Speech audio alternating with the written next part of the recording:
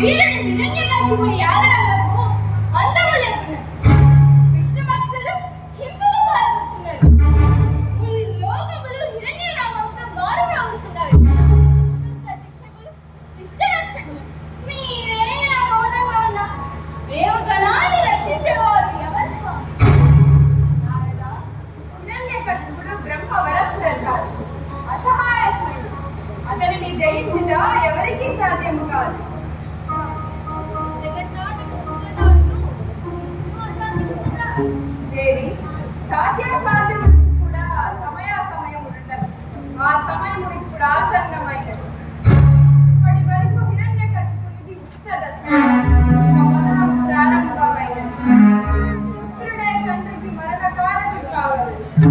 మన విహారుడు ప్రహ్లాదుడు రాముడు జన్మించాడు.